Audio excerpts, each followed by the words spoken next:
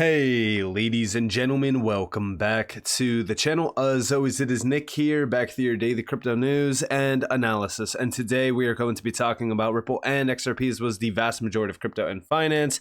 And with that being said, I hope that you are all having a beautiful day or a beautiful night wherever you guys are out there in the world. Hope that the weekend has been going by well. Hope everybody's having a good time. But nonetheless, as we look into what is happening right now in Canada, well, things are changing. So a lot of people got emailed this throughout the day yesterday, and it's definitely concerning. So this got posted by XRP1313 over on X. And when you see email from Uphold Inc., apparently Canada is getting cut off. XLM, HBAR, XDC, BET, and many others. Also says tier 4 assets are next. And yeah, this is definitely concerning. Listen. One of the biggest things that we have been really following within crypto is these exchanges being heavily scrutinized. And one of the big things that we've also been mentioning is how the big players are taking over. And I think that what we are seeing is a lot of these exchanges being strong-armed out of this market. Now, does that mean that Uphold is next? Does that mean that Uphold is getting targeted or anything like that? Not necessarily. We see here that after careful consideration and in line with the pre-registration undertaking that we've entered into with the Ontario Securities Commission as part of the process of obtaining appropriate registration in Canada, we've decided to no longer support the following assets. The process of removing them from our platform has begun, and you will have 30 days to either liquidate your holdings into an Uphold supported assets or withdraw to an external wallet. And XDC, Caspa, Doge, Casper, HBAR, XLM, ADA, Shiba Inu, Engine, and even VET are mentioned here. And then we do see Uphold will also be delisting all tier 4 assets. Now, everyone has been, pretty much talking about this, addressing it, trying to say what this means, going over it. We actually see here from Vendel, Black Swan Capitalist. They're telling you a ton of money will flood into these and you can't participate, Canadians. Now, I'm actually agreeing with that because, again, look at some of these assets. XDC, Casper, HBAR, XLM, even ADA, Engine. Some of these are great projects that have been around for a while and have made a ton of people money. What's crazy about this is I did also get tagged in something. So basically, I made a tweet regarding a video that the Web3 Alert made, which is my media company, but Sunny responded back to me, and she said, but Nick, at the same time, they want us out of this great technology. And I did see this, and I had to actually go and look into it because I did not get an email from them, but I'm also not a Canadian resident. But I seen this, and all I could think about was, wow, it's actually happening. Delisting major projects, some of them questionable, but for the most part, a lot of them are great projects. And Crypto Klee actually responded back to me and said, yeah, Nick, what do you think about this? I value your input. And I said, Canada has been anti-crypto for a while. And for those that have been around for a while, you probably already know this. For those that actually live in Canada, you probably are already aware on how strict Canada actually is. We also know that a lot of these areas are trying to keep their citizens poor. I said, I'm not too concerned. A lot of these areas are pushing horrible agendas while keeping their citizens poor through inflation they created. And again, a lot of people out there will say that that's speculation, that that's this, that's that, whatever. A lot of what we have seen around this space in the last few years, especially even these lawsuits by the SEC, the FUD, right? JP Morgan, BlackRock, even Bank of America, some of the largest banks out there, Citi as well. FUD that we have seen being spread around this market, the negative news, all of the agendas getting pushed, every single thing that we have seen that is negative or in some way, shape, or form, pertaining to negativity around crypto, it's all to keep our attention diverted. It's all to keep us poor. It's all to keep us out of assets that will create incredible wealth. I'm actually very surprised that XRP is not listed here, but it could also mean the fact that the lawsuit recently, all of the moves made around the lawsuit could have solidified XRP as being a major asset that actually has clarity. I could be wrong on that, but it's definitely interesting to see this. But again, this is not new news. back in May, actually, of this year, we seen Binance pull out of Canada because of these new crypto regulations. And these were big ones, right? Like, this is a big player jumping out of Canada, a big player that, in my opinion, they were really kind of getting scrutinized a little bit during this year. And again, with the recent news around Binance, with CZ stepping down and things like that, we already dived deep into that. Remember, BlackRock benefited greatly from that. So do you honestly think that that was all, a coincidence that Binance is, getting rid of their CEO, and now CZ is even, being looked at within the US heavily? I mean, do you honestly think that this is all a coincidence, and the new CEO is also a World Economic Forum puppet? Like, think about how crazy that actually is. But again, Binance, questionable exchange during this time, but now a little bit, things have changed a little bit. But these new guidelines were invoked within Canada, and what's crazy about them is that it limits investors and it's mandatory registrations. And we do see, unfortunately, the new guidance related to stablecoins and investor limits provided to crypto exchanges makes the Canada market no longer tenable for Binance at this time. And again, it's because of all of these strict guidelines and what's actually happening. We do see, we are confident that we will someday return to the market when Canadian users once again have the freedom to access a broader suite of digital assets. Again, like I said, Canada is very, very strict. And it's in the crosshairs of regulators, but it's also in the crosshairs of those that actually want to control this market. Listen, there's going to be so much wealth created from crypto, and they realize this. So they're trying to stomp people out as much as possible. And we even see over here, this goes back over a year ago, August 2022. Ontario crypto exchanges imposed 30,000 CAD annual limit on altcoin buys. And it's to protect crypto investors and make them more aware of the risk associated with crypto. So let's limit them to $30,000. Let me ask you this. Go to a casino. Try to mortgage your house to bet it at the casino. Try to bet everything in your bank account. Obviously, no, this is not actual advice, but I'm just telling you guys how ridiculous these limits are. They will never limit you at a casino. Why? Because they know that you're going to lose. With crypto, they want to limit you because they know the risk to reward ratio on crypto. Millions are made every single damn day in this market. And they realize that. That's why I even said during this time in the market, I was like, these changes that we're seeing from Canada are absolutely ridiculous. They are literally trying to limit you while not allowing, any limitations on the casino, on, gambling your life away, but they want to limit you on crypto.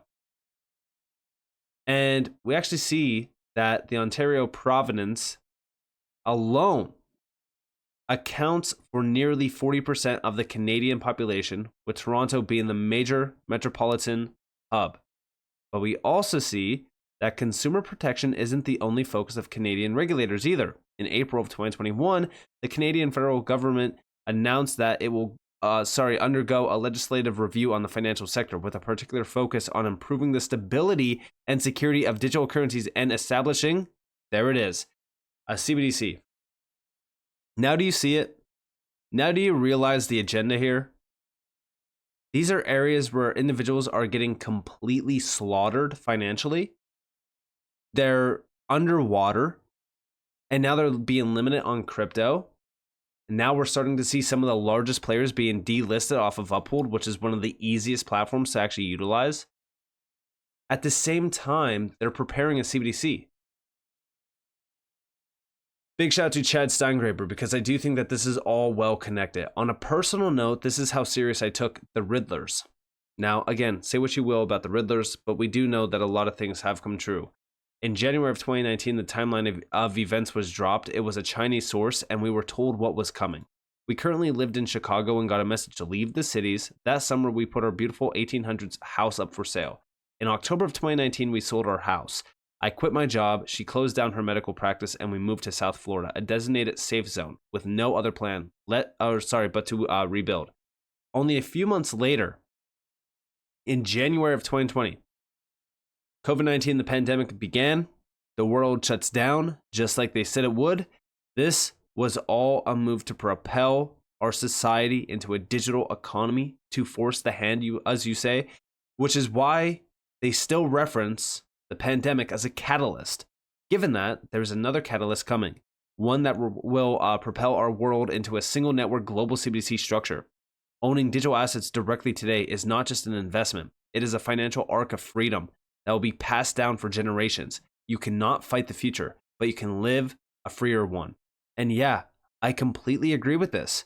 Listen, when we talk about time running out, when we talk about the plan of action, they've already told us everything regarding this. The IMF director now is telling you that we can no longer wait, that digital currencies must be worked on and launched in the next 12 to 24 months. And the report from Ripple already told us that 40% of the world will already have launched a CBDC by 2028. That's substantial information. But also, beyond all of this, right? I have already discussed what's going to be happening. I said millionaires will be made in this next run, but over the next 10 years, billionaires will be forged. Utility-based tokens will rule the lands once regulations are in place. We are in for one hell of a journey. This will be bigger than the internet or any technological advancement beforehand. If you aren't positioning yourselves for the short and the long term, you will miss out. And yes, I believe that very soon, by the way, and I've talked about this in the past, because combine limitations, delistings, combine all of this, they are going to make sure that the percentage of individuals out there that don't actually tap into the assets that are going to make them extremely wealthy and be a crucial piece of the puzzle for the new financial system, they are going to ensure that they never get a chance to jump in ever again. And I strongly believe this. A lot of people will say whatever about it, but I strongly believe that this is their plan of action. Why do you think that custody services are being highlighted right now? Why do you think the big banks and the big hedge funds and the asset managers, why do you think that they're all jumping in on custody, trying to launch this, trying to launch that, trying to get these services rent? Because guess what? They know that regulations are only going to benefit them much more and also provide a barrier to the retail sector. I said we hit $3 trillion off of speculation, and we probably hit $5 to $7 trillion in this next run. I imagine we can probably 5x to 10x those values in the next 10 to 15 years. And that means 50 to possibly $70 trillion market cap in the next 10 to 15 years. There's a vast amount of great projects out there, and I mentioned a ton of them and many others. Stay focused, keep researching and learning while the 99% try keeping up with the latest news on celebrities. And again, that's another thing. They try to distract. But guess what? We are marching forward on into a new world order. A new world order that will be dominated by digital assets, digital currencies, tokenization, you name it. Those that are not looking into this space right now, those that are not doing the research, those that are not studying and focused on the big picture will miss out on one of the largest wealth creation markets out there. Because again, this is unlike any other asset class. This is unlike any other technology. And remember the plan of action, right? They already told us what they're going to do. And I go back to this post from August 24th by Crypto Darren, Fame21 More. The average schmuck is going to get wiped out. It's a new world order.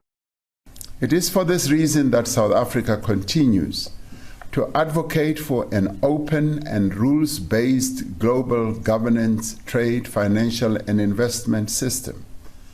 It must be a system that does not depend on the exercise of power or unilateralism, but by advancement of the interests of the peoples of the world. So there you guys have it. And again, who just told you this? That's right, Chad Steingraper. Again, when we look at the catalyst here, they want a single network global CBDC structure. The BIS has told you this. The IMF has told you this. The World Bank has told you this. I mean, every single major elite organization has told you their plan. Hell, they even told you about cyber attacks. They told you about how the next cyber attack is coming. They told you about the next Black Swan event. They told you about everything that is going to happen before it is happening. So let me ask you this. Do you honestly think that anything is a coincidence? Do you honestly think that these CBDCs and these digital currencies and all of the discussions around regulations and what they want to do and what we should be doing, do you honestly think that that is all just out of random? We're all a part of the journey, and the journey is all planned already. And again, I do fear one day we are going to see major limits. We're going to see major delistings. We're only going to be able to invest in certain assets. That's why I say it's so damn crucial to position yourselves now, making sure that you are storing your crypto in cold storage in secure places. I've seen so many people mentioning Ledger and how all of these big problems are arising. These people are utilizing cold storage and tapping into dApps, connecting to all other platforms and third-party players. What do you honestly expect to happen? You shouldn't be connecting your Ledger, your cold storage devices to any other third-party, dApp or anything like that. Use it strictly for cold storage. Do not mess around. Do not give anyone your seed phrases. Make sure that you are writing it down and putting it into something that is fireproof, that is locked away and things like that. Because again, you can never be too safe, but you need to make sure that you are positioning yourselves, because I do think that although Canada has always been anti-crypto, I mean, look at what's been happening around this space with regulations and these regulators going absolutely rogue and following the orders of the pro bankers. What do you think is going to be happening going forward on? Regulations are obviously coming. Things are going to change very fast. You need to make sure that you get your assets off of these exchanges, because again, none of them can be trusted. So with that being said, I hope that you guys enjoyed this video. If you guys did, definitely leave a like, subscribe, to notifications on because more free content. You guys are more than welcome to follow me on Twitter and join for Discord in the description below. And with that being said, guys, it's been Nick. Peace out.